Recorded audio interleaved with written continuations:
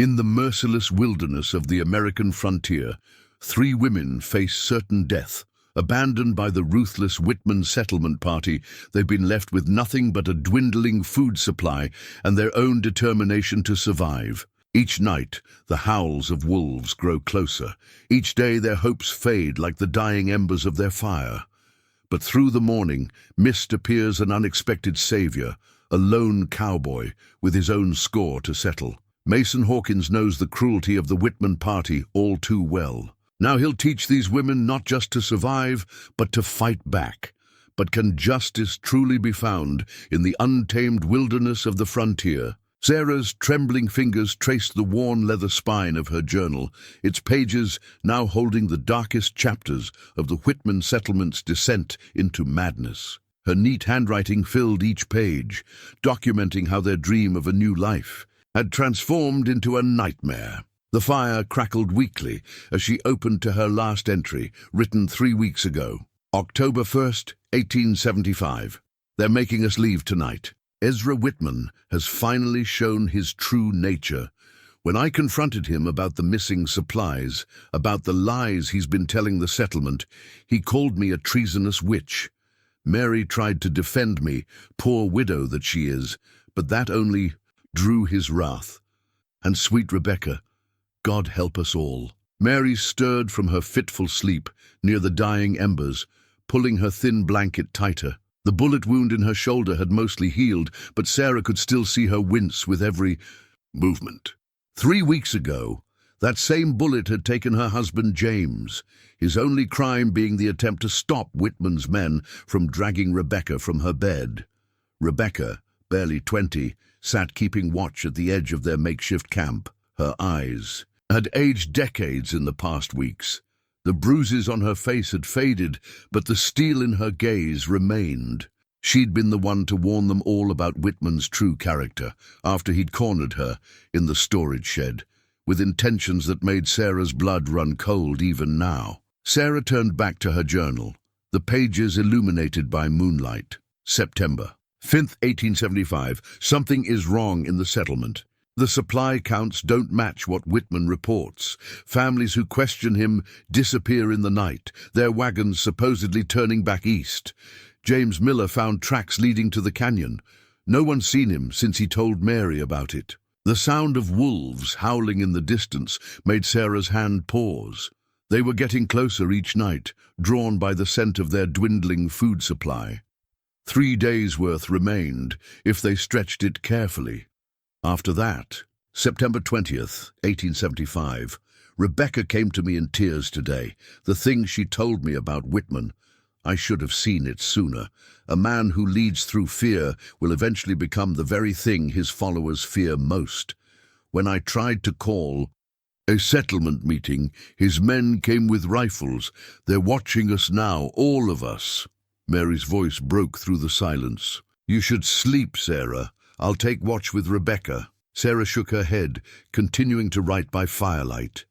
If these were to be their final days, she wanted their story told. Someone needed to know the truth about Ezra Whitman and his promised land of plenty. September 28th, 1875. James Miller's body was found today, or what the wolves left of it. Mary identified his wedding ring. When her husband demanded justice, Whitman's response was swift and terrible. I can still hear the gunshot, see Mary trying to catch James as he fell. Rebecca tried to run, but they caught her at the edge of camp. The bruises on her face speak of Whitman's special attention. Tomorrow we stand trial for sedition against the settlement. God help us all. A twig snapped in the darkness beyond their camp. Rebecca's rifle came up smooth and practiced. These weeks in the wild had changed them all. But it was only a deer, picking its way through the underbrush. Their stomachs growled in unison at the sight, but they dared not risk a shot. Sound carried far in these mountains, and Whitman's scouts would be listening. Sarah closed her journal, tucking it back into her satchel. The leather-bound book had been a gift from her schoolhouse back east, a parting token when she'd joined the settlement party with dreams of teaching on the frontier. Now it held their testament. Should anyone ever find it, you know what truly damned us? Mary spoke softly, eyes fixed on the fire. "We saw him for what he was. Men like Whitman can't abide being truly seen." Rebecca nodded from her post. "We saw and we spoke, and that's what terrified him most, that others might start seeing too." Sarah pulled her shawl tighter against the mountain cold. The first. Snow would come soon. Perhaps that would be a mercy, quicker than starvation. She opened her journal one last time, adding a final line. "If anyone finds this, know that we did not die quietly. We saw evil wearing the mask of righteousness, and we dared to name it. Let history show that we chose truth, even unto death." The wolves howled again, closer now. Sarah closed her journal as the last embers of their fire faded into darkness. They had chosen truth, yes, but she prayed it would not be the last choice they'd ever make. Mason Hawkins pulled the silver pocket watch from his vest, its face catching the morning light. The hands remained frozen at 10:47, just as they had for 15 years. He'd never had it repaired. Some moments deserved to stay frozen in time. His horse picked its way carefully through the mountain scrub, but Mason's mind was elsewhere, back in another valley, on another morning. The sound of his daughter's laughter echoed in his memory. Emma showing him the wildflowers she'd collected. His wife Catherine calling them in for breakfast. The simple life they'd built before Ezra Whitman arrived with his promises of a greater community. The crack of a distant rifle brought him back to the present. He tucked the watch away, its weight familiar against his chest. Through his spyglass, he could see the 3 women's camp. One of them, the youngest, had just taken down a rabbit. Good shot, clean. They were learning to survive, but they'd need more than that to make it through what was coming. He'd recognized Whitman's handiwork the moment he'd spotted their camp. The man's methods hadn't changed. Find vulnerable people, promise them paradise, then strip them of everything once they were too committed to leave. Mason had watched it. Happened to dozens of families over the years, tracking Whitman's movements from a distance, never quite finding the courage to act. Until now, the watch ticked phantom beats against his chest as he remembered that morning 15 years ago. He'd been out checking the fence line when Whitman's men came. By the time he saw the smoke from his cabin, it was too late. They'd made him watch from the ridge as the flames took everything he loved. Lesson in loyalty, Whitman had called it, after Mason had spoken against his increasingly radical preaching. Can't build a pure community with poisoned minds questioning every decision. Mason had buried his family in the hard mountain soil, planted wildflowers over their graves, and ridden out with nothing but his gun, his horse, and the broken watch. For 15 years he drifted, taking odd jobs, following Whitman's trail of destruction from a safe distance, always watching, never acting. But seeing these women, abandoned to die just like his family, something had shifted inside him. The watch might be frozen, but time hadn't stopped. Maybe it had been waiting for this moment.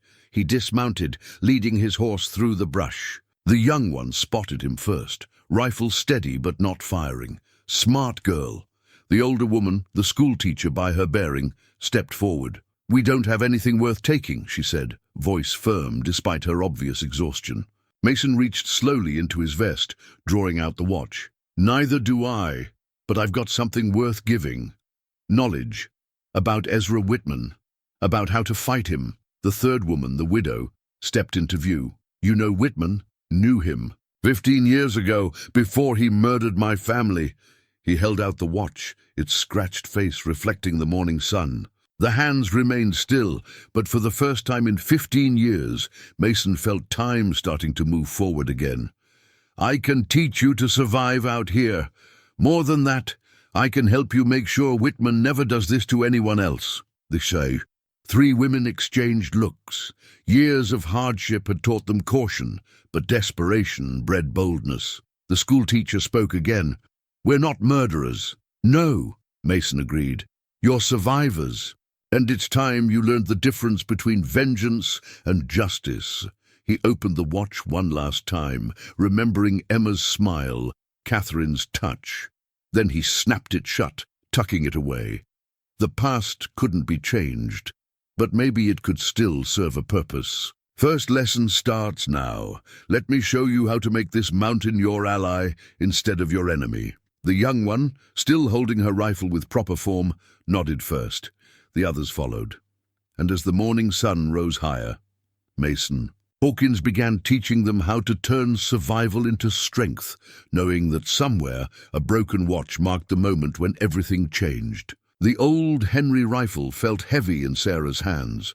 Its wood stock bore the scars of years of use, each nick and scratch telling a story of survival.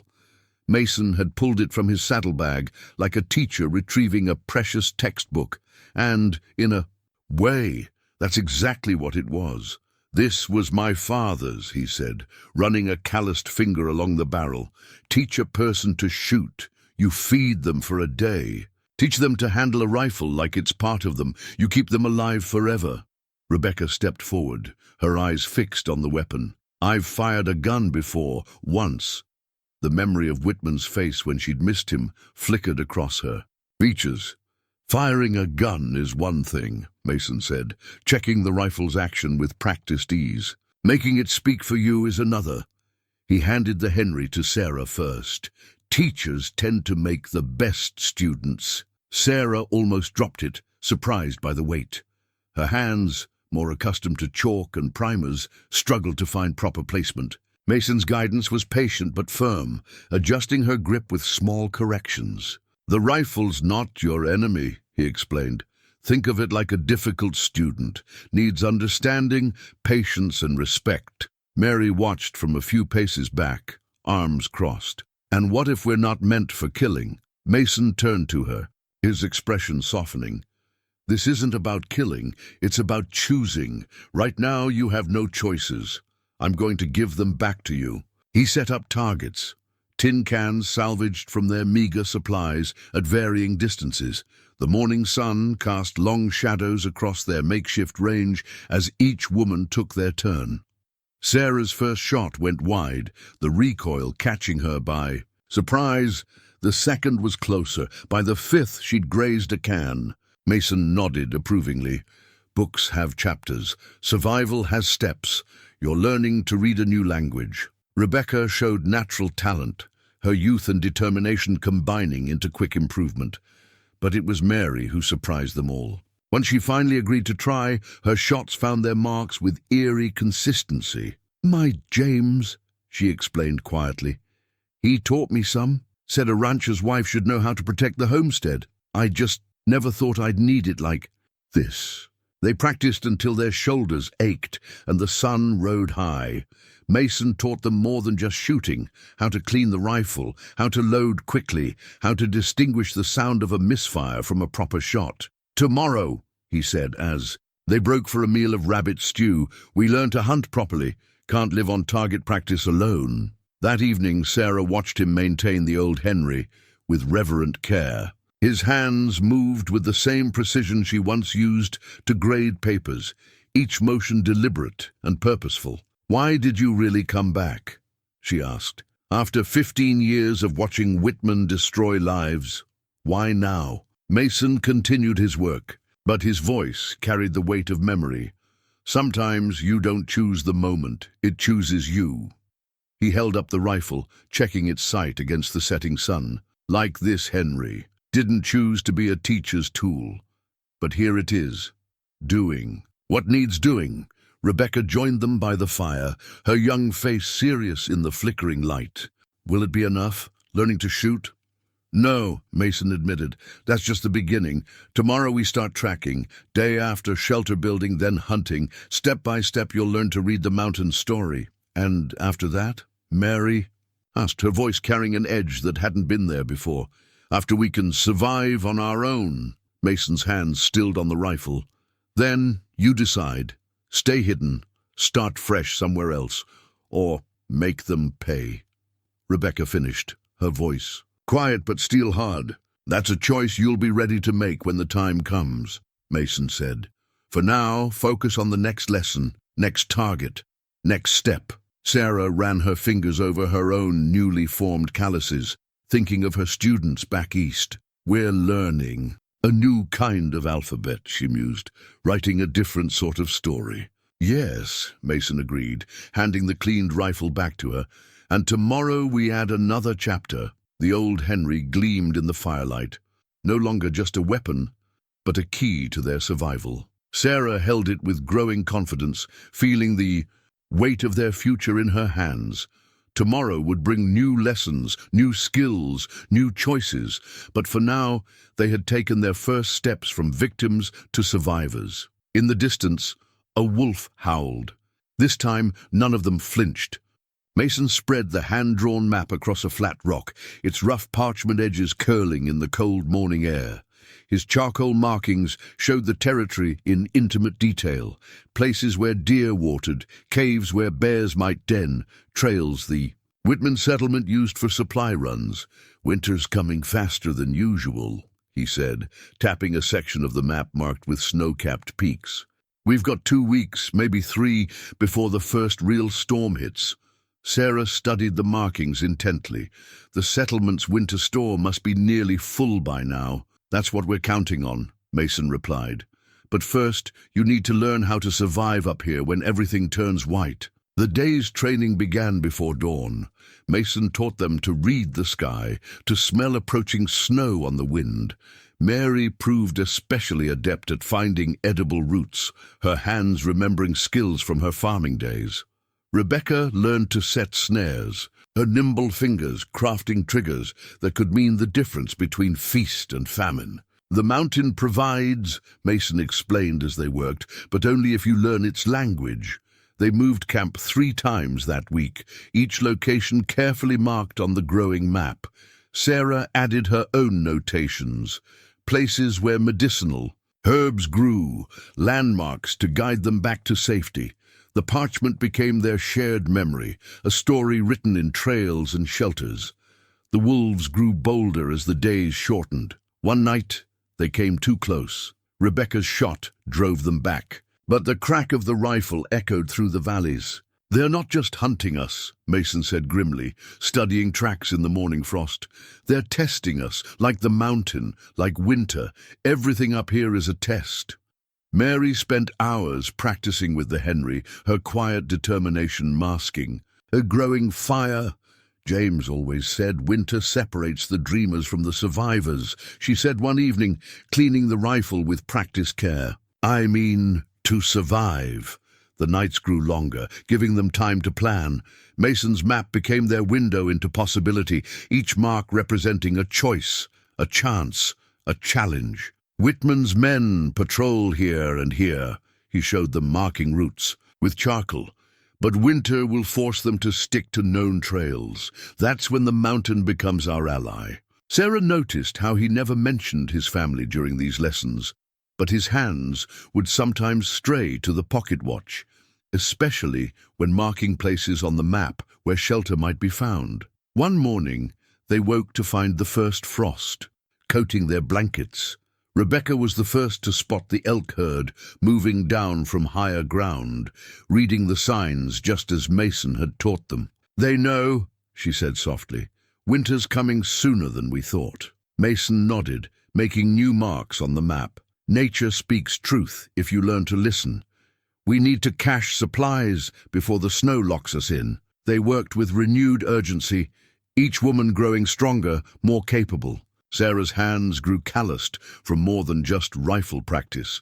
Fire starting, rope making, shelter building. Mary learned to move silently through the underbrush, her widow's grief transforming into hunter's patience. Rebecca's youth became an asset, her quick mind absorbing every lesson about survival and strategy. The map grew more detailed with each passing day, becoming a testament to their transformation. But it also showed them something else, how vulnerable the Whitman settlement would become once winter truly arrived. They'll have to concentrate their men here, Mason explained, marking the main supply depot. Can't patrol everywhere once. The snow gets deep, and that's when we move, Mary asked, her voice carrying a new edge of confidence. That's when you choose, Mason corrected. By then, you'll have the skills to survive without me, or to make them pay. Rebecca finished, her young face hardened by determination. Sarah traced their progress on the map, teacher's eyes seeing the larger lesson. We're not just learning to survive, she realized. We're learning to fight. Mason folded the map carefully, tucking it into his coat. First things first, tomorrow. We start building snow shelters. Storm's coming, and the mountain doesn't care if you're ready or not. That night, as the wind carried the promise of snow, Sarah watched her companions by firelight. Mary cleaned the rifle with quiet competence. Rebecca set practice snares with sure hands. They were no longer the desperate women she'd written about in her journal. The wolves howled in the distance, but their calls held no terror now. The mountain was becoming their home, their fortress, their weapon. Winter was coming, but they would meet it on their own terms. The broken compass lay in Rebecca's palm, its needle spinning uselessly. Blood stained its brass casing, not hers, but the scout's. She hadn't meant to kill him, or maybe she had. The moment kept replaying in her mind, like a music box that wouldn't stop. You did what you had to, Mason said quietly, searching the dead man's pockets. He'd have brought the others straight to us. The morning had started normally enough. Rebecca had been checking the snare lines, moving quietly, through the forest as she'd been taught. She'd heard him before she saw him. The crack of a twig, the rustle of fabric against bark, all the little sounds Mason had trained them to notice. The scout had been young, probably no older than she was. One of Whitman's true believers, judging by the silver cross around his neck. He'd been marking their tracks, following their trail with single-minded focus. Rebecca had tried to slip away unseen, but he'd turned at exactly the wrong moment. Their eyes met. His hand went for his gun. She'd been faster. Now Mary helped her wash the blood from her hands while Sarah kept watch. The cold mountain water couldn't seem to get all of it out from under her fingernails. The first one's the hardest, Mason said, still methodically searching the body. But you can't let it break you. He made his choice when he drew on you. Rebecca stared at the spinning compass needle. He was someone's son. And you're someone's daughter, Mary said firmly. Someone who deserves to live. Mason found what he was looking for, a folded paper in the scout's coat. Orders from Whitman. His face darkened as he read. They know we're here. Not exactly where, but they know. He looked at each of them in turn. We need to move. Now. They buried the scout shallow, no time for more. But Sarah insisted on marking the grave with a small cross made from broken branches. Even enemies deserved that much, she said. Rebecca kept the compass, a reminder, though, of what she wasn't sure yet. They moved through the afternoon and into evening, pushing harder than they had since Mason found them. The women's training showed. They moved quietly, efficiently, reading the land as they went. He wasn't alone, Mason explained as they climbed. Whitman never sends just one. There'll be others searching in a pattern. We need to break their net before it closes. Near sunset, they found what Mason was looking for, a narrow cave entrance hidden behind a fall of rock. Inside, the space widened enough for them to rest. We'll stay here tonight, he said. No fire. In the darkness, Rebecca turned the compass over and over in her hands. The needle spun with each movement, lost and directionless. Like she should be, she thought, like she would have been before. I keep seeing his face, she whispered. Sarah's hand found hers in the dark. Then see all of it. See him reaching for his gun. See him choosing to hunt us. See yourself choosing to live. Whitman's men believe they're doing God's work. Mason added from somewhere in the shadows. Makes them dangerous. Makes them certain you did what you had to do. Does it get easier? Rebecca asked. No, Mary answered before Mason could. And it shouldn't. The day it gets easy is the day we become like them. Thunder rolled in the distance. Or maybe it was gunfire. In the mountains, sometimes it was hard to tell the difference. Get some rest, Mason advised. Tomorrow we start learning how to hunt men. Rebecca set the broken compass aside, but kept it within reach. The needle might be spinning, but she knew her direction now. Away from the girl she'd been, toward the woman she needed to become. In her dreams that night, The scout's face melted into Whitman's, and this time, when she pulled the trigger, her hands didn't shake at all. Morning would bring new lessons, harder ones. But for now, in the darkness of the cave, Rebecca listened to her companion's breathing and knew that whatever came next, she'd already passed the hardest test. The compass needle spun on through the night, searching for a truth that had already been found. Dawn painted the hidden valley in shades of gold when two ravens found them. He appeared like a shadow taking form, moving so quietly that even Mason didn't hear him approach. One moment the clearing was empty. The next, he stood at its edge, a deerskin medicine pouch hanging at his side. "Brother," he said simply to Mason, "it has been many winters." Mason's hand, which had moved to his rifle, relaxed. "Too many, old friend." The women watched the exchange warily, weapons ready but not raised. Mason had taught them well. "These are the ones Whitman hunts," two ravens said. It wasn't a question. "My people have watched his camp grow stronger, seen his madness spread, like poison through the mountains." Sarah stepped forward, teacher's curiosity overcoming caution. "You know Mason?" "I know his pain," two ravens replied. "I was there when he buried his family." He touched the medicine pouch at his hip. "I gave him herbs to help him sleep in those dark days. Now he brings you to us, as I knew he would." The hidden valley opened up before them as two ravens led them deeper, a sanctuary nestled between towering cliffs. A small settlement of the Ute people occupied the natural fortress, smoke rising from carefully concealed fires. "Welcome to the place between worlds," two ravens said. "Here you will learn what your guns cannot teach you." An elderly woman approached, her face mapped with years of wisdom. Grey Dove, two ravens' mother, studied each of them in turn before, speaking in her native tongue. Two ravens translated. "She says, you carry warrior spirits in women's bodies. This is good.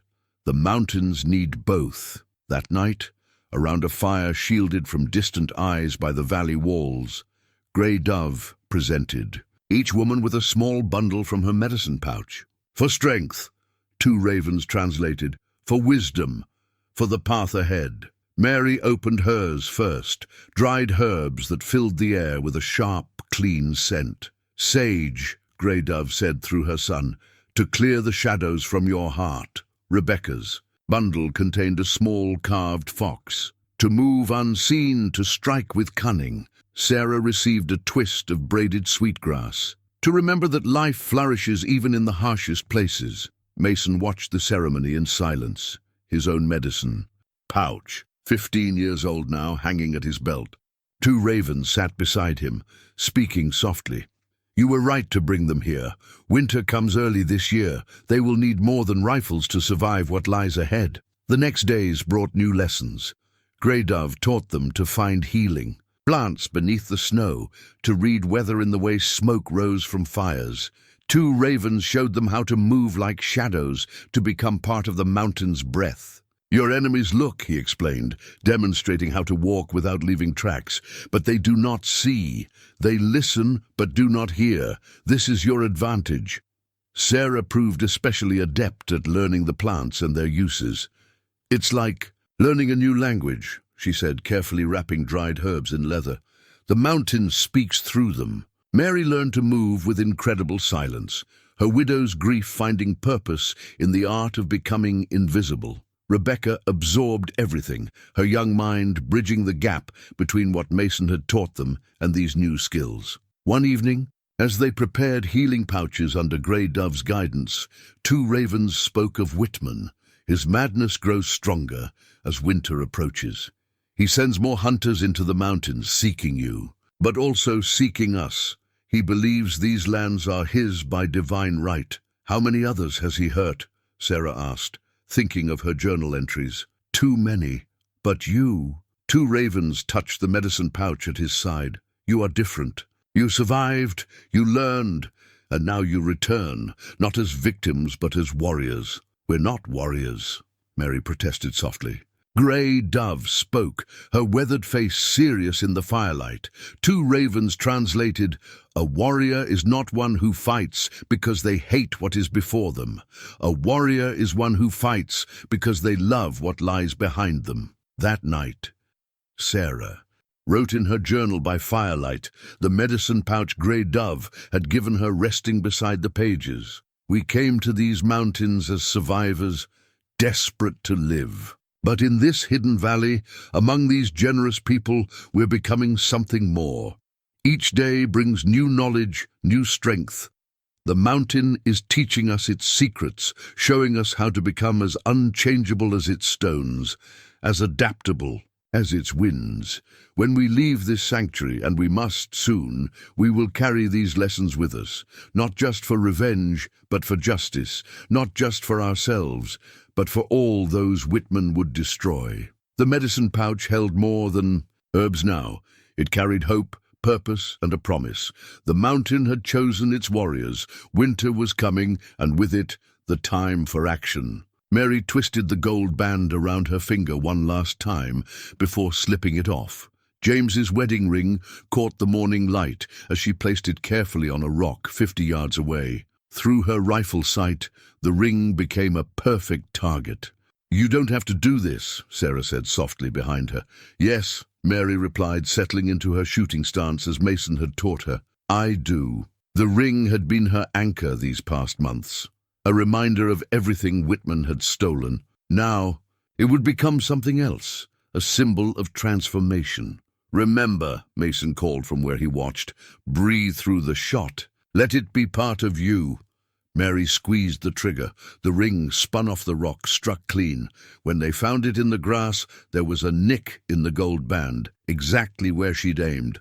"Again," she said, and they set up more difficult shots. By sundown, the ring bore 7 precise marks, each one a testament to her growing skill. She threaded it onto a leather cord, hanging it around her neck. No longer just a widow's token, but a warrior's tally. Their training intensified under Mason and 2 ravens' combined tutelage. Each woman found her strength, her way of moving through the world, as something more than prey. Rebecca learned to set traps that could stop men as easily as game. Her clever hands, weaving danger from simple rope and wood. Sarah's knowledge of herbs expanded to include those that could confuse, sicken, or reveal a man's true nature. "The mountain offers both healing and harm," Grey Dove told them through 2 ravens. "The choice of which to use, that is the warrior's burden." They practiced with more than rifles now. Knives, thrown and wielded close. Bows, silent but deadly. The skills of their ancestors, passed down through Grey Dove's people, merged with Mason's hard-learned modern tactics. "Whitman's men know how to kill," Mason explained during one session. "But they don't know how to hunt, not like you're learning. They see the land as something to possess. You're learning to become part of it." Mary proved especially lethal. With her knife, the blade seemed to sing in her hands, an extension of the grief she was forging into purpose. Each evening, she added a new mark to James's ring, counting not just successful shots now, but skills mastered, lessons learned. "Your husband would be proud," 2 ravens told her one night as she practiced. "You honor his memory not by dying with him, but by living fiercely." The words struck home. That night, Mary wrote her own entry in Sarah's journal, the first she'd contributed. "James, my love, I thought I died with you that day, but I was wrong. Each breath since then has been a choice to live. Each skill I learn is a way to make. That choice means something. Watch over me, but don't wait for me. I'm not coming to join you yet. There's work to be done here first." Their days fell into a rhythm. Dawn brought 2 ravens' lessons in stealth and survival. Afternoons were for Mason's combat training. Evenings belonged to Grey Dove's teachings about the mountain's secrets. They grew stronger, faster, more deadly, but also wiser. The hidden valley shaped them as surely as their training did. "Tomorrow," Mason announced one evening, "we start. The hard part, you've learned to fight one by one. Now you learn to fight as one." That night, Mary held the ring up to the firelight, studying the marks she'd made. not notches marking kills or victories, but reminders of a transformation. Each nick in the gold told a story. The day she learned to shoot around corners, the night she mastered throwing knives, the morning she successfully tracked 2 ravens through the snow. I used to think revenge would fill the hole inside me, she told Sarah as they prepared for sleep. But it's not revenge I'm finding here. It's purpose. Sarah nodded, understanding.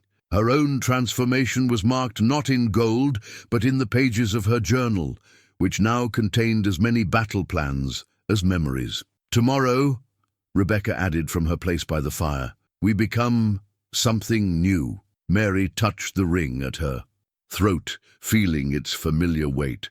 James would always be part of her, but no longer as a ghost of grief.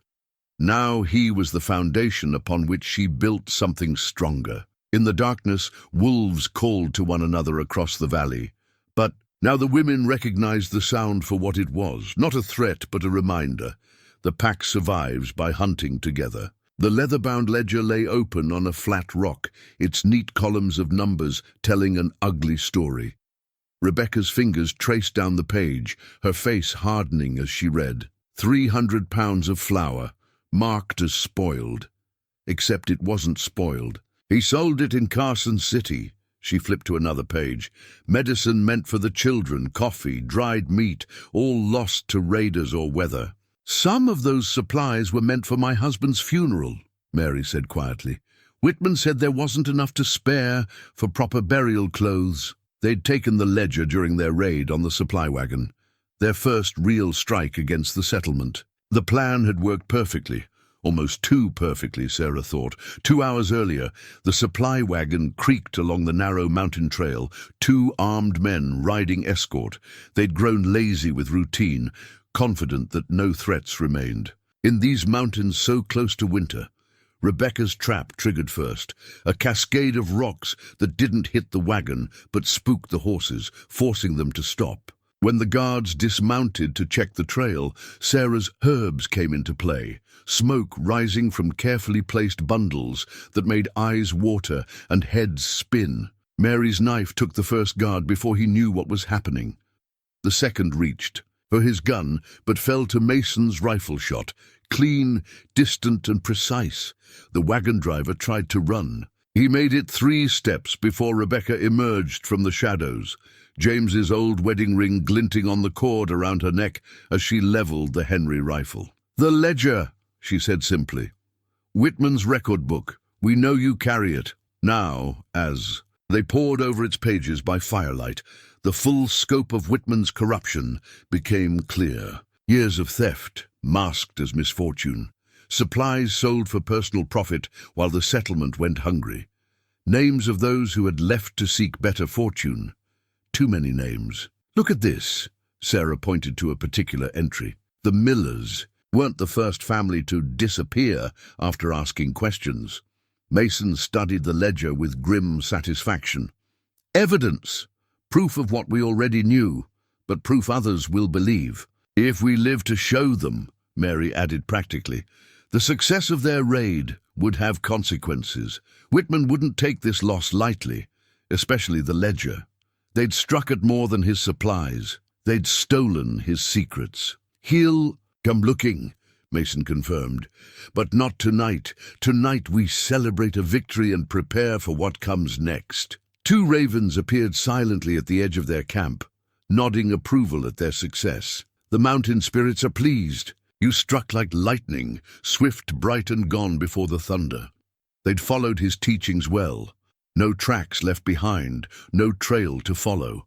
The wagon's guards would live. Mary's knife and Mason's shot had wounded rather than killed.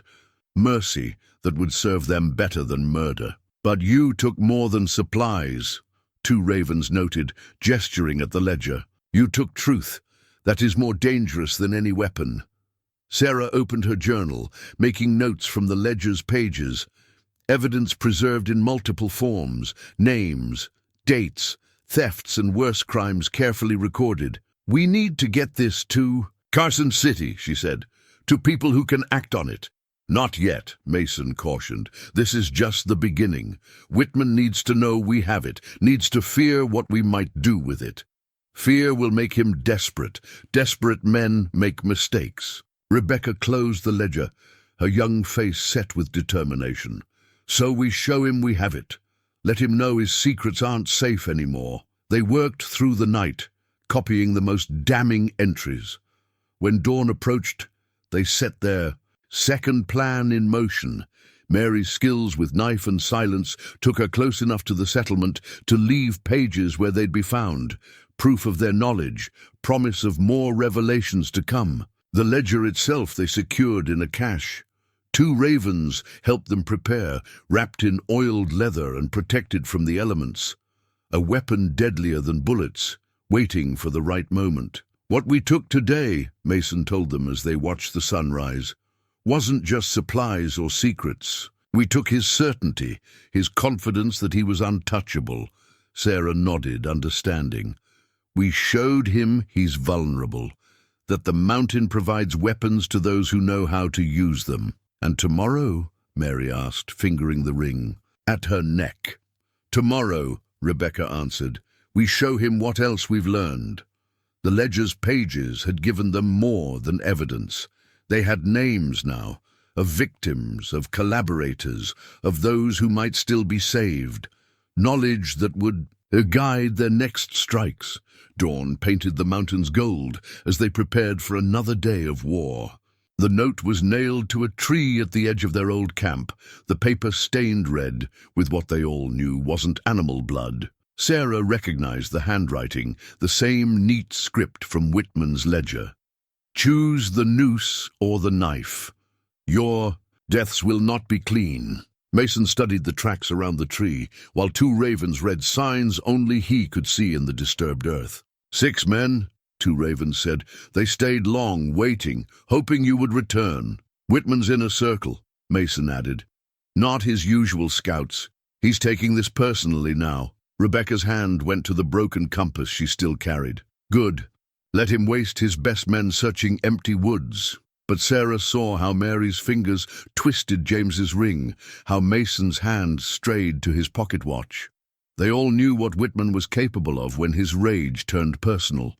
He's trying to frighten us, Sarah said, taking the note down. Make us run, make us stupid. Fear is a weapon that cuts both ways, 2 ravens observed. He shows his own by sending such a message. They'd been hitting Whitman's operations for 2 weeks now. Small strikes, supply lines disrupted, weapons stolen, damning pages from the ledger left where settlement families would find them. Death by 1,000 cuts, Mason called it. The bloody note showed it was working. He's losing control, Mason said, satisfaction in his voice. First the ledger, now his people are asking questions. Reading those pages we planted, what will he do? Rebecca asked. Something brutal, Mary answered. Something to remind everyone why they fear him. They broke camp efficiently, leaving false trails that would take Whitman's men in 3 different directions. 2 ravens moved ahead to scout, while Mason took rear guard. We're not running, Sarah stated as they moved through the darkening woods. It wasn't a question. No, Mason confirmed. We're choosing the battlefield. That night, they sheltered in one of Grey Dove's secret places, a cave complex that went deeper into the mountain than Whitman's men would dare follow. Around the small fire, they planned their response to the warning. He expects us to be afraid, Rebecca said, studying their map, to make mistakes. Then we show him something different, Mary suggested, her voice hard with purpose. Something he won't expect. Sarah opened her journal, its pages now filled with more than just memories. Battle plans, supply caches, names of those in the settlement they might still trust. We send our own message, she said slowly, not in blood, in truth. They worked through the night, copying more pages from the ledger, but this time they added their own words, a different kind of warning. To those who follow Whitman, you are not his first victims. Read these pages, see how many came before. Ask yourselves who will be next. When dawn came, Mary and Rebecca went out together, moving like shadows through the early light. They left their messages where they would be found, not just by Whitman's men, but by the settlement families. 2 ravens returned with news as the sun climbed higher. Whitman gathers his forces, 20 men well armed. "Let him," Mason said. "The more men he sends into the mountains, the fewer remain to keep control in the settlement." Sarah added a final line to her journal. "He thinks he's hunting us. But with each step into these mountains, he walks further from his power. The noose he threatens us with is tightening around his own neck." The bloody warning note they buried with ceremony, 2 ravens speaking words in his own tongue over the small grave. "What did you say?" Rebecca asked. "A prayer," he translated. "Not for us, for them. They will need it more." Mary touched the ring at her neck, its notches now marking victories instead of just practice targets. "We're past warnings now." "Yes," Mason agreed. "Now we show him what we've become." Above them, storm clouds gathered over the mountains. Winter was coming, but they were ready. Let Whitman send his men with their bloody warnings. The mountain would teach them the true meaning of fear. The false map felt wrong in Sarah's hands from the moment Thomas pressed it into them. Something about the way the trader's eyes wouldn't quite meet hers, how his fingers shook as he pointed out the supposed supply route. "Whitman's winter stores," he'd said. "Everything you need to know. Guard positions, delivery times, my way of helping set things right." Now, crouched behind rocks, as bullets splintered the trees around them, Sarah knew they should have trusted their instincts. "Move!" Mason's voice cut through the gunfire. "They're trying to flank us!" Mary was already in motion, James's ring bouncing against her throat as she rolled to better cover. Rebecca's rifle cracked once, twice, forcing their attackers to duck. "Thomas sold us out," Sarah called to Mason. "He was supposed to be a friend." "Fear makes people choose survival over friendship," 2 ravens answered from somewhere to her left. "But the mountain gives us a path, if we're wise enough to take it." The ambush had been well planned. Whitman's men had let them get deep into the narrow canyon before opening fire from both ridges. If Mason hadn't spotted the glint of a rifle barrel at the last second. "There!" Rebecca's sharp eyes had caught movement. Her shot knocked a hat from a head that had risen too high. Sarah's mind raced, remembering the map's details. Thomas had been so specific, so convincing. A trusted trader who'd helped them before, passing information about Whitman's operations. But this time, "The stream," Mary shouted over the gunfire. "The one Thomas said was too shallow to cross." Mason understood immediately. 2 ravens. The native scout was already moving, reading. "The land's truth rather than the map's lies. This way. The water hides a path." They broke for the stream in pairs, covering each other's movement. Sarah felt a bullet tug at her sleeve, but kept running. The cold water shocked her as they splashed in, but 2 ravens led them to a hidden cut in the bank. "Stay in the water," he instructed. "Let it hide our trail." They moved downstream, keeping low, letting the current help carry them away from the ambush site. Behind them, Whitman's men were shouting, trying to coordinate their pursuit. "Thomas will have told them everything," Mary said grimly. "Our shelters, our caches." "No," Mason replied. "He only knew what we let him know, what we thought we could trust him with." Sarah pulled the false map from her coat, the paper now wet and dissolving. Another lesson learned in blood. Trust, like paper, could fall apart when tested. They traveled through water for an hour before 2 ravens led them to a safe exit point. As they caught their breath in a small clearing, Sarah opened her journal, its pages mercifully protected by Grey Dove's waterproof wrapping. "We need to record this," she said. "Thomas's betrayal, the ambush site, everything we trusted him with. And everything we didn't," Rebecca added, checking her ammunition. Mason studied the dissolving map, his expression grim. "He'll have a story ready, about how we forced him to help us, how he had no choice." "There's always a choice," Mary said, quietly touching her ring. 2 ravens moved silently around their perimeter, reading signs only he could see. "We are not the first to be betrayed in these mountains, but we may be the first to survive it." Sarah wrote carefully in her journal, recording not just the facts, of the betrayal, but its lesson, trust, like ammunition, must be measured carefully. Given too freely, it becomes a weapon turned against us. What now? Rebecca asked, her young face harder than it had been that morning. Now we show Whitman.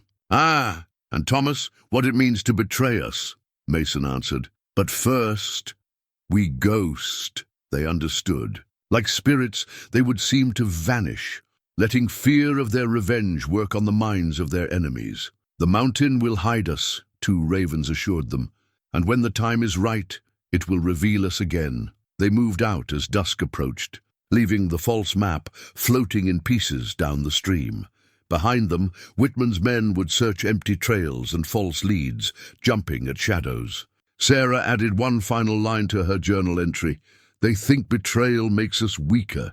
They don't understand. It makes us harder to kill. The mountain darkness swallowed them whole, and somewhere in the growing night a wolf howled, a sound that now felt more like welcome than warning. The frozen locket lay heavy in Mary's palm, ice crystals forming on its silver surface. Inside, a small photograph showed a young woman holding a baby, their faces forever frozen in a moment of happiness. The dead man at her feet had clutched it until the end. He chose wrong, Mason said quietly, watching her study the locket. But he was still someone's husband, someone's father. The winter storm howled around their shelter, white darkness pressing against the cave entrance.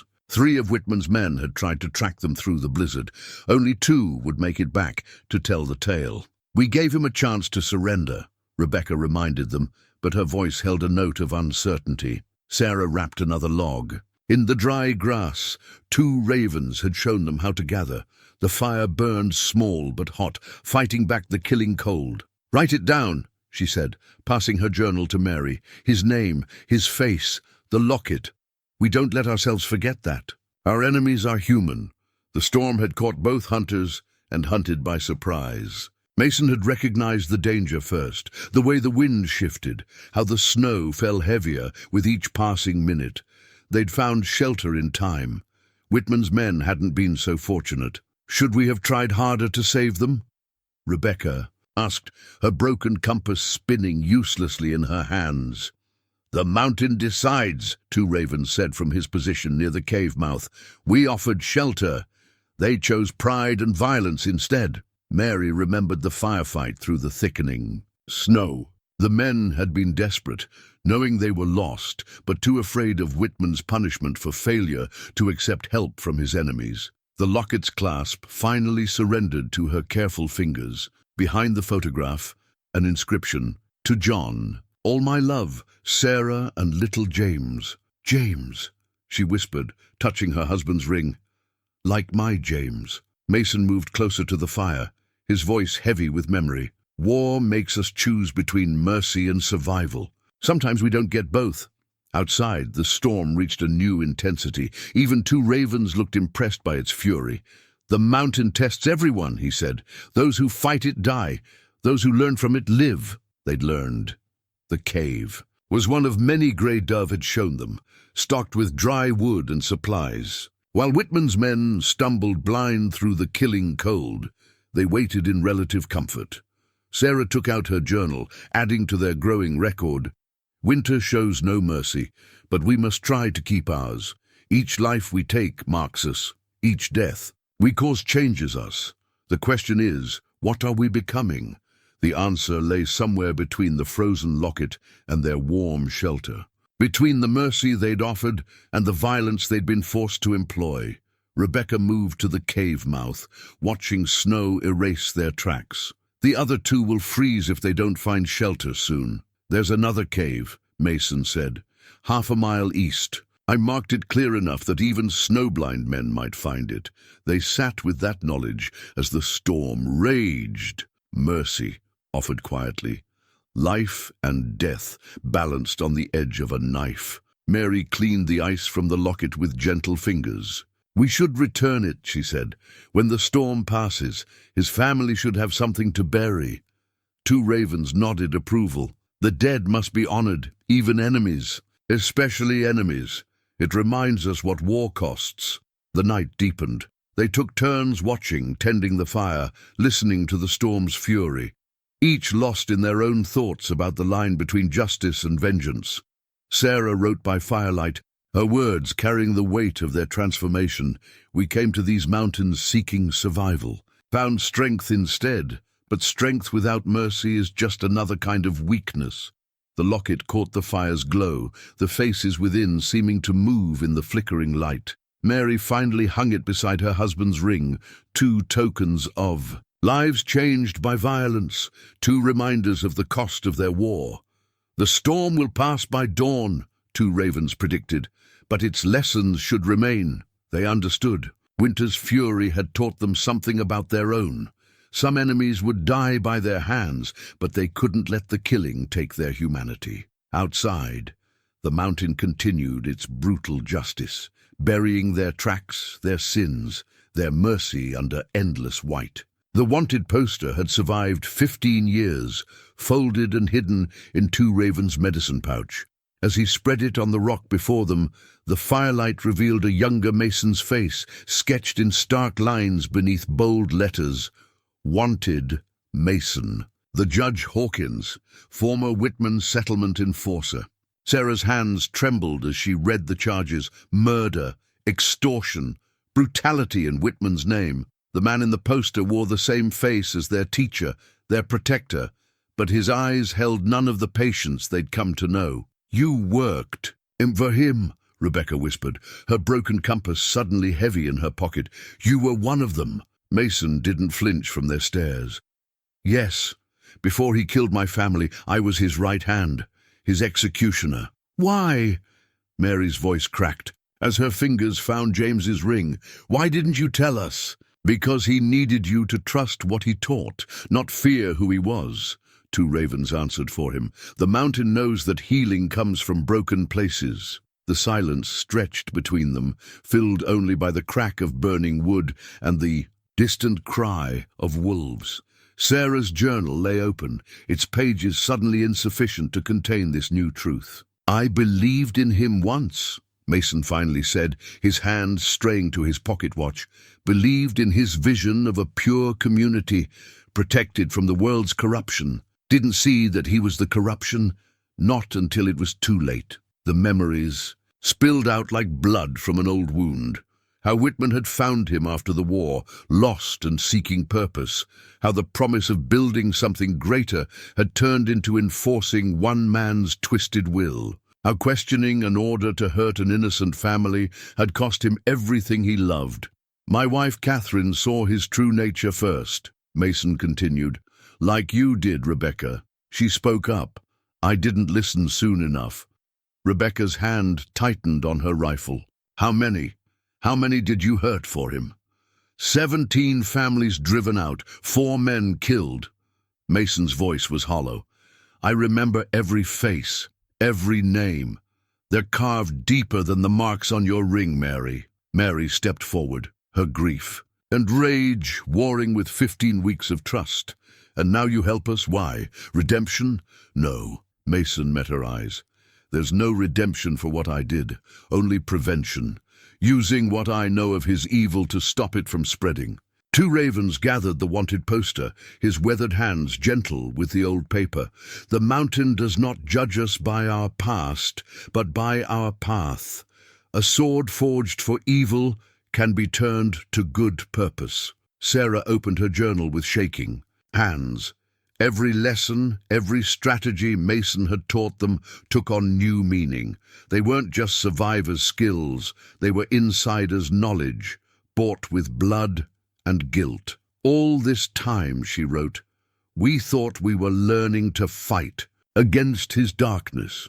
Instead, we were learning from someone who carried it within him. The group splintered apart that night, each finding their own space to wrestle with this revelation. Rebecca took watch, her young face set like stone. Mary walked the perimeter, James's ring clicking against the dead man's locket with each step. Sarah wrote until her fingers cramped, trying to capture the complexity of trust betrayed, yet somehow still earned. Mason sat alone by the fire, his pocket watch open in his hands. 2 ravens joined him as the others slept fitfully. "They needed to know," the native scout said quietly.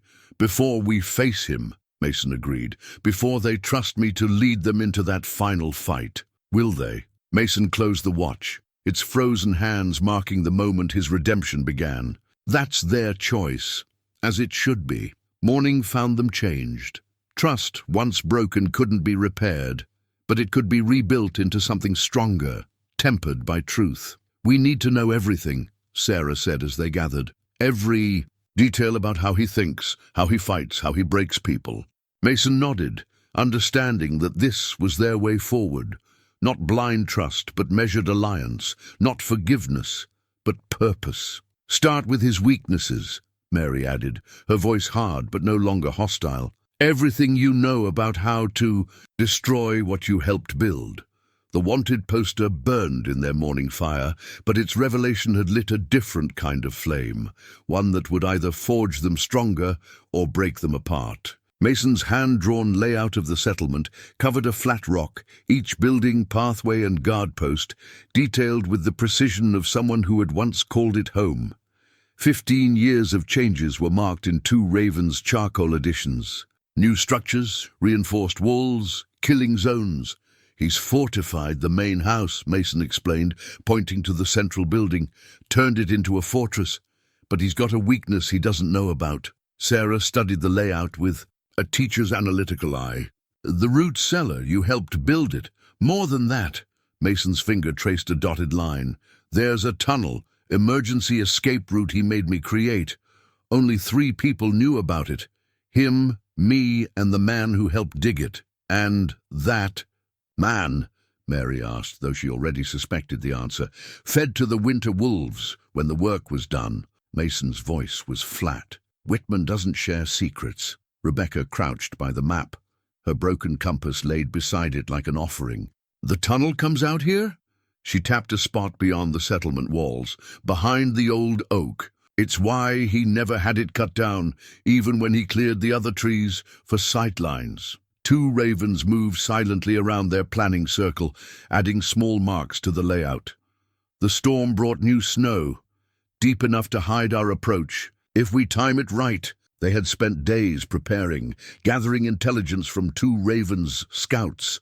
Whitman's tyranny had grown worse with winter, more disappearances, more accidents. The settlement was a powder keg, waiting for a spark. Sarah opened her journal, its pages now filled with more than memories. "We have allies inside," she said, consulting her notes. "Families who've read the ledger pages. They're ready, just waiting for a signal. And Thomas." Mary's hand went to her ring. "The traitor, confined to his cabin," Mason confirmed. "Whitman doesn't trust him anymore, thinks he might have let us escape on purpose." Rebecca checked her rifle with practiced hands. "Good. Let him live with his conscience." They worked through the plan methodically, each person's role defined with precision. 2 ravens would lead a small group of his people to create a distraction. At the north wall, Mary, their best shot, would take position in the bell tower of the abandoned church. "The tunnel is our key," Mason explained. "Sarah and Rebecca go in first, quiet and fast. Get to the ledger room. Find anything else we can. Use against him." "And you?" Sarah asked. Mason's hand touched his pocket watch. "I'm the one he'll be looking for. The ghost he thought he killed 15 years ago, while he's focused on me. We destroy everything he built," Rebecca finished. "Not with bullets, but with truth." The plan took shape as the day waned, each detail honed by Mason's inside knowledge, and their hard-won skills. They would need it all, stealth, strength, and the mountain's harsh wisdom.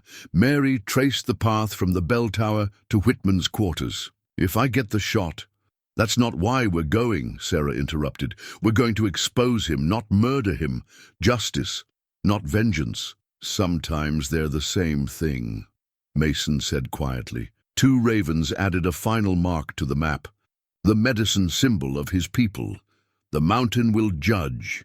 We are only its instruments."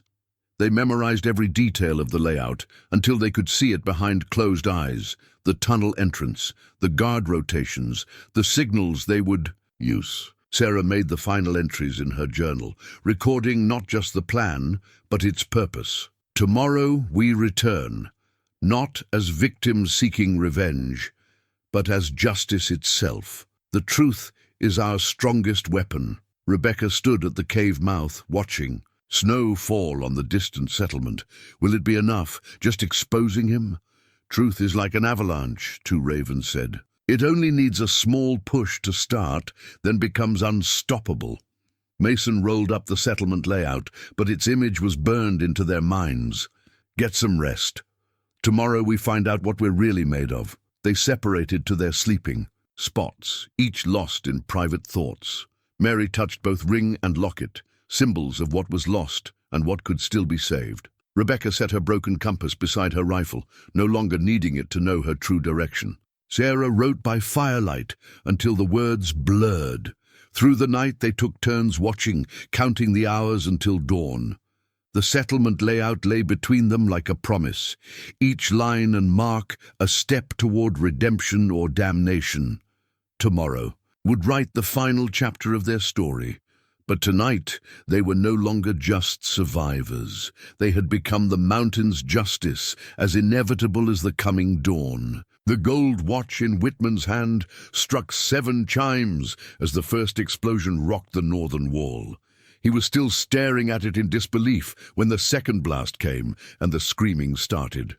2 Ravens people had done their work well. The diversions drew Whitman's guards exactly where Mason had predicted, away from the old oak, away from the tunnel, away from their true purpose. Sarah and Rebecca moved through the underground passage like shadows, each step placed with the precision 2 ravens had taught them. The tunnel air was thick with 15 years of secrets, but they had learned to breathe through fear. Above them, chaos erupted. Mary's first shot from the church tower took out the guard post's oil lamp, plunging the settlement into deeper darkness. Her second shot shattered the bell, sending a different kind of alarm echoing through the night. Whitman, Mason's voice. Carried across the settlement grounds, a ghost's cry that froze every guard in place. Remember me? Sarah and Rebecca reached the root cellar as planned, emerging into the main house through the trapdoor Mason had described. The building was empty. Whitman's paranoia had driven everyone out except his most trusted men. The ledger room, Sarah whispered, down the hall.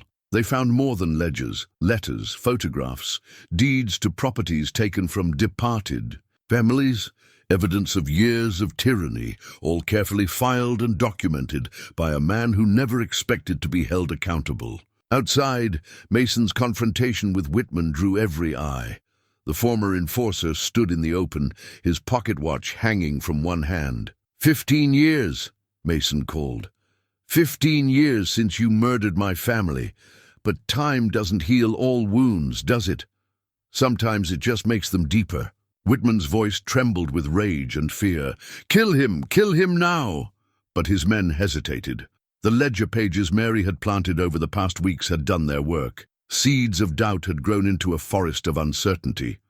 Sarah and Rebecca worked quickly, gathering their evidence. But in the hall a floorboard creaked. Thomas stood there, a rifle shaking in his hands. I have to, he said. He'll kill my family if I don't. Rebecca's broken compass hung at her belt as she faced. Him. He'll kill them anyway. You know that now. You've read the ledger pages. Thomas's rifle barrel dipped. Choice warred with fear on his face. Help us, Sarah said softly. Help us end this. Outside, another explosion lit the night. 2 Ravens people had breached the north wall. The settlement's remaining guards found themselves caught between multiple threats, unsure where to aim their weapons. Mary's shot cracked out again, taking the gold watch from Whitman's hand. The symbol of his authority spun into the dirt as more settlers emerged from their homes, drawn by the chaos and Mason's accusations. Show them, Mason shouted. Show them what he really is. Sarah and Rebecca burst from the main house, their arms full of proof. Thomas followed, his rifle now pointed at the guards who tried to stop them. Your families didn't leave. Rebecca's voice carried across the settlement yard.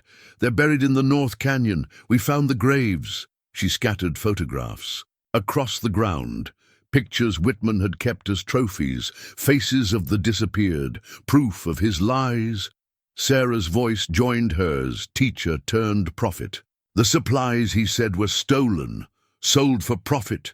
The medicine your children needed, traded for gold. The settlers pressed closer, years of suspicion crystallizing into certainty. Whitman backed away, his authority dissolving like snow in spring. "They're lying," he screamed. "They're all lying!" Mary's next shot kicked up dirt at his feet, driving him toward the waiting crowd.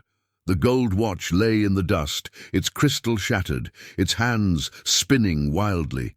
Two Ravens people moved like smoke through the settlement, disarming Whitman's remaining loyal guards. The mountain itself seemed to hold its breath as justice approached on certain feet. "No more disappearances," Mason said, his voice carrying the weight of 15 years of waiting. "No more graves in the night. No more children crying for parents who abandoned them." The settlers surged forward as one, their fear finally overcome by rage. Whitman ran for the tunnel, for his secret escape, but found Thomas blocking his path. "My wife," Thomas said quietly. "My daughter.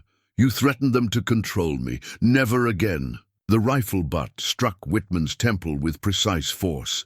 He collapsed beside his broken watch, power and time slipping away together. Dawn broke over the settlement as the last of Whitman's men surrendered. Sarah wrote in her journal with shaking hands, recording the moment justice finally arrived. Rebecca picked up the shattered gold watch, a trophy of their victory, but also a reminder. Power, like time, was fleeting.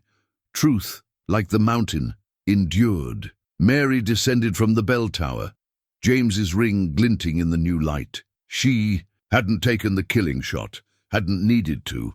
Justice had found its own way. The settlers began the work of rebuilding before the sun cleared the mountains. There would be hard days ahead, trust to rebuild, wounds to heal.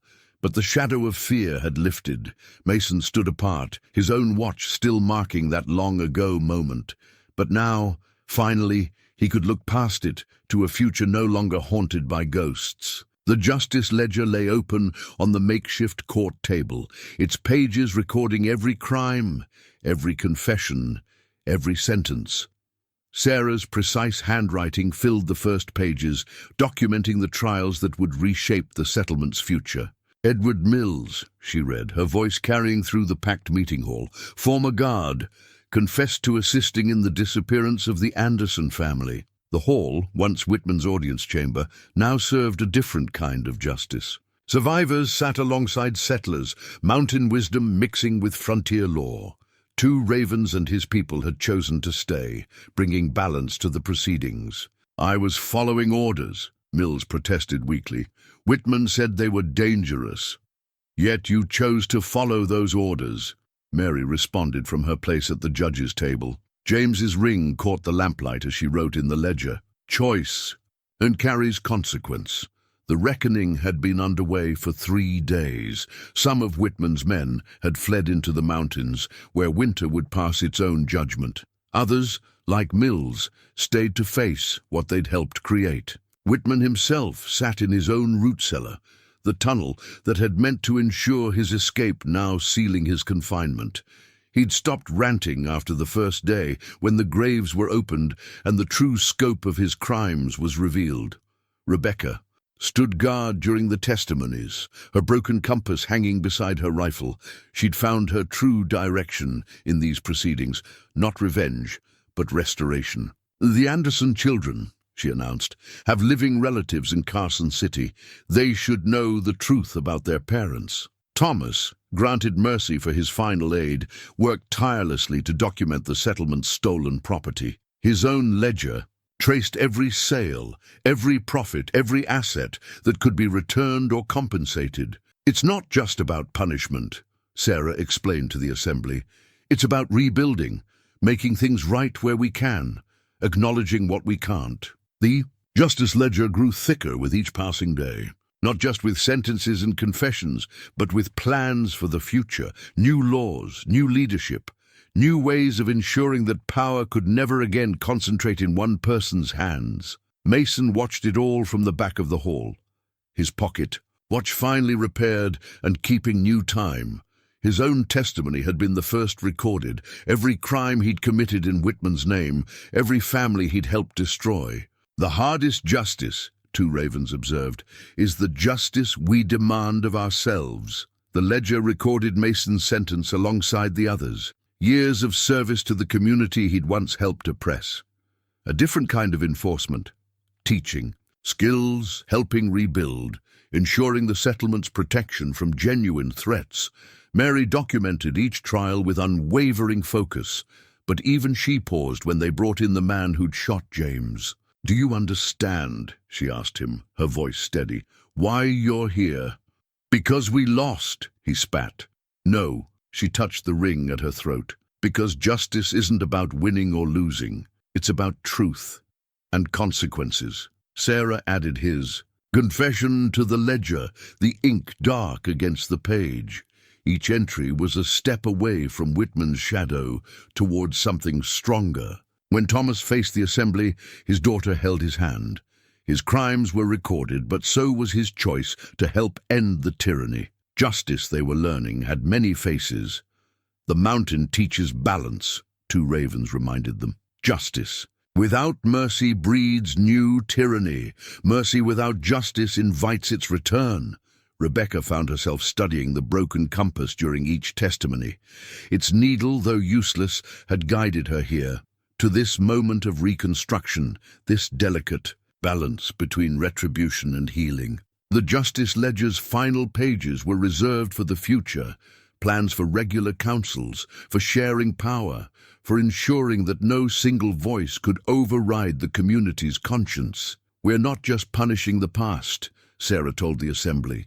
"We're building protection against its return." As winter settled deeper around the settlement, the trials drew to a close. The ledger recorded its final sentences, its pages heavy with the weight of accountability. Whitman's gold watch, retrieved from the dirt where it had fallen, was melted down. The Justice Ledger recorded its transformation into simple coins, distributed among his victims' families. "Time moves forward," Mason said, as they sealed the ledger's last page. "Justice helps us move with it." The document would be preserved, Sarah knew, as both warning and guide. Her own journal, filled with their journey from victims to arbiters of justice, would rest beside it in the settlement's archives. Winter winds howled outside the hall, but inside the warmth of restoration kindled new hope. The Justice Ledger had recorded their darkest truths, but also their brightest possibilities. The mountain had taught them well. Justice, like survival, was a matter of balance. Spring came early to the settlement, melting away winter's harsh judgments. The new charter, written on fresh parchment, hung in the meeting hall where Whitman's portraits had once glowered. Its first words in Sarah's careful hand set the tone. "Power shared is power strengthened." The document bore all their marks, not just the survivors and settlers, but Two Ravens people as well. A blend of mountain wisdom and frontier justice, creating something new from the ashes of tyranny. "A good beginning," Two Ravens said, touching the charter's leather binding.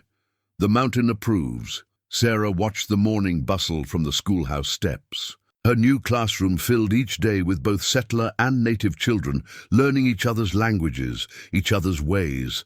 The lessons went far beyond reading and writing now. Mary had found her place too. The ring around her neck had new company, a silver badge, marking her as head of the settlement's guard. But her warriors were peacekeepers now, trained to protect rather than intimidate. "Different kind of strength," she explained to the young men and women who trained under her. "We guard the community's heart, not just its borders." Rebecca moved between both worlds with the ease of youth, learning Two Ravens' tracking skills while helping Thomas reorganize the settlement's trade. Her broken compass hung in the meeting hall beside the charter, a reminder that true direction came from within. The changes showed in small ways: shared meals in the evening, children playing without fear, gardens planted in soil once used for graves, but most importantly, in the way decisions were made. "The council meets tonight," Sarah told her students as they finished their lessons. Everyone's voice matters now. Mason had found his own redemption in service. His knowledge of the mountain's dangers made him valuable, but it was his gentle patience with the young that truly transformed him. The pocket watch still rode in his vest, but it kept new time now. "Can't change the past," he told the children who gathered for his survival lessons. "But we can build a better future." The charter detailed every aspect of their new life. Leadership rotated among elected council members. Resources were shared openly, with records available to all. Every voice had the right to be heard, every grievance the right to be addressed. Even Thomas had found a place in the new order. His daughter served on the youth council, her voice strong with the conviction of one who had seen both corruption and redemption. "The charter protects us," she often said, "but only if we protect it too." Spring brought more changes. Two Ravens people chose to build permanent structures alongside the settlers, sharing their deep knowledge of the mountain's seasons. The settlement's borders expanded not through force, but through cooperation. Sarah added to her journal each evening, recording this transformation. The pages that had once held fear and desperation now spoke of hope and renewal. "We're creating something rare," she wrote, "a place where strength grows from sharing power rather than hoarding it." The old ledger room had been transformed into a library, its shelves holding both settlement records and native stories. Transparency replaced secrecy, wisdom replaced fear. Mary spent an evening there, adding her own accounts to the settlement's history. James's ring caught the lamplight as she wrote, its notches now marking not just battles won, but peace maintained. "He would have liked this," she told Sarah later. "This is what he died trying to protect. The chance for something better." Rebecca had grown into her role as bridge between cultures. The skills that had once served her in survival now helped her unite different viewpoints, find common ground.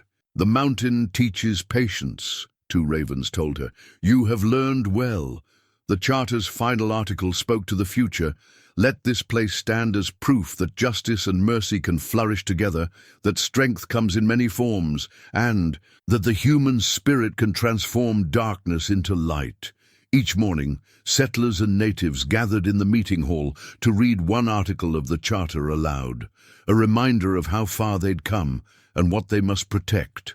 The mountain watched over them all, its ancient wisdom sinking into the settlement's new foundations. Winter's fury had forged them. Spring's renewal would sustain them. In the evening light, Sarah often stood where she had first made her stand against Whitman. The charter's words echoed in her mind, a different kind of ammunition against tyranny. They were creating more than just a settlement. They were building a legacy of hope.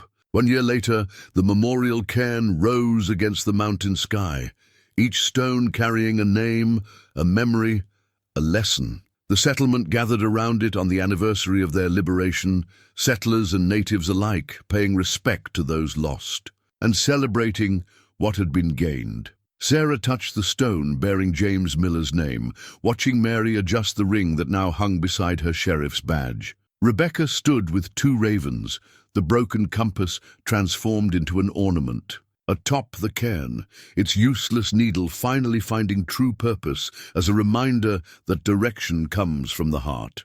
"Tell us again," Thomas's daughter called out, surrounded by other children. "Tell us how it happened." Sarah opened her journal, its pages worn but precious. It began with 3 women abandoned to die. The story poured out, but not just of survival and revenge.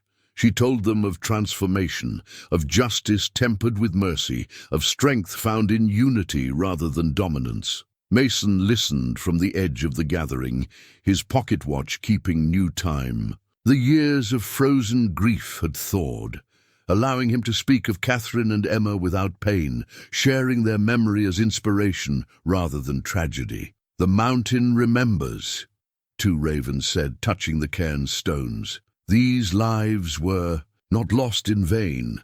The settlement had flourished under its new charter. Traders who once feared Whitman's tyranny now sought them out, drawn by their reputation for fairness and strength. The library held not just ledgers of transactions, but stories of transformation, lessons for future generations. Mary's peacekeepers patrolled with wisdom rather than weapons, though they remained ready to defend what they'd built. Some of Whitman's former men had returned, seeking redemption through service. The charter made room for change, for growth, for second chances earned through actions rather than words. Rebecca had grown into a leader, bridging cultures and traditions. Her snares now caught knowledge instead of prey, gathering wisdom from both settlers and natives to strengthen their community. "Look," she said, pointing to the mountain's peak. "New snow." They all understood the symbol. Winter would come again, but they would face it together, stronger for having endured its fury, wiser for having learned its lessons. Sarah added a final entry to her journal before placing it in the cairn's foundation. "We came to these mountains as victims, became warriors, and emerged as builders. Our story is not just about survival or revenge, but about the courage to create something new from the ashes of the old.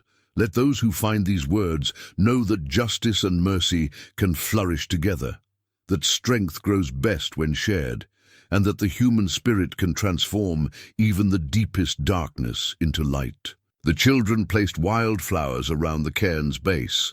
Emma's flowers, Mason called them, remembering his daughter's last mourning. But now they symbolized renewal rather than loss. Thomas stood with his family, his redemption earned through daily choices to serve rather than submit. The cairn bore witness to endings and beginnings, to the price of tyranny and the promise of freedom. Grey Dove spoke ancient prayers over the memorial, her words carried by the mountain wind. Two ravens translated not just the language, but the deeper meaning. What is built in truth stands longer than stone. As sunset painted the mountains gold, Sarah looked at what they had created. Not just a memorial or a settlement, but a living testament to the possibility of transformation. The broken compass pointed eternally skyward, catching the last light like a beacon. Below it, the names of the lost watched over the community they had died trying to protect. Mary touched her ring one last time before leading her peacekeepers on their evening rounds. Rebecca walked with two ravens, still learning, still growing. Mason gathered the children for one more story of the mountain's wisdom, and Sarah, watching it all, understood finally what they had built. Not just a refuge from tyranny, but a fortress of hope. Not just a settlement, but a legacy. The mountain would keep their story, written in stone and spirit, teaching future generations that the strongest walls are built not of fear and force, but of courage, wisdom, and shared purpose. Winter would come again, but now they were ready. Now they were home.